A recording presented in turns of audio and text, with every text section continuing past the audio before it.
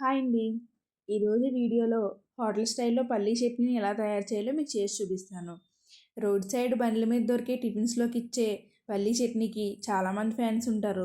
ఇప్పుడు అదే చట్నీని ఇంట్లో ఎలా తయారు చేయాలో మీకు చేసి చూపిస్తాను. ఇడ్లీ ఇష్టం లేని వాళ్ళు కూడా ఈ చట్నీ చేసి పెట్టారంటే ఒకటికి 4 తినేస్తారు. అంత టేస్టీగా ఉంటుంది.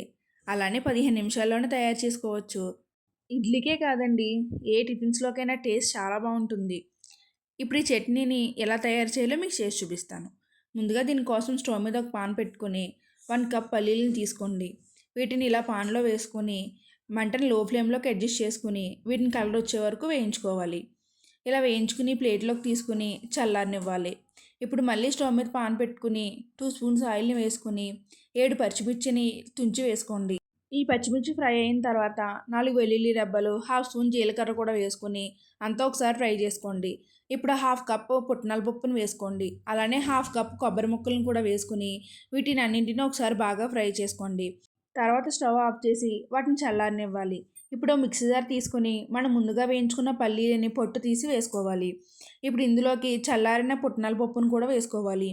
ఇప్పుడు చిన్న ఉసిరి సైజ్ అంత చింతపండుని తీసుకుని మిక్సీ జార్లో వేసుకోవాలి.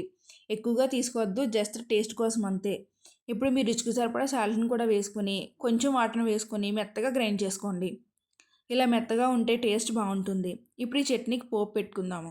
దీనికోసం స్టవ్ మీద ఒక పాన్ పెట్టుకుని 2 స్పూన్స్ ఆయిల్ని వేసుకోండి.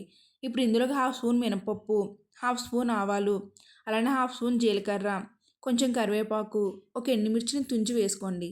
వీటిని అన్నింటినీ 1 మినిట్ బాగా ఫ్రై చేయండి. ఇప్పుడు స్టవ్ ఆఫ్ చేసి ఈ పోపుని చట్నీలోకి ట్రాన్స్ఫర్ చేసుకుందాము. మీకు ఈ చట్నీలోకి తాలింపు వేసుకోవడం ఇష్టం లేకపోతే స్కిప్ చేసేయండి. టేస్ట్ అలా అయినా కూడా చాలా బాగుంటుంది. ఇలా అంతా వేసుకుని ఒకసారి బాగా మిక్స్ చేసుకోండి. ఈ చట్నీని వేడివేడి ఇడ్లీలోకి వేసుకుని తింటే టేస్ట్ చాలా బాగుంటుంది. ఈ చట్నీని ఒకసారి టేస్ట్ చూసారంటే ఇక బయట చట్నీలు తినాలని అనిపించదు. ఈ రెసిపీ మీకు నచ్చితే ఈ వీడియోకి ఒక లైక్ చేయండి. అలానే తెలుగింటి షడ్రుచులు ఛానల్ని సబ్స్క్రైబ్ చేయండి. Thank you for watching.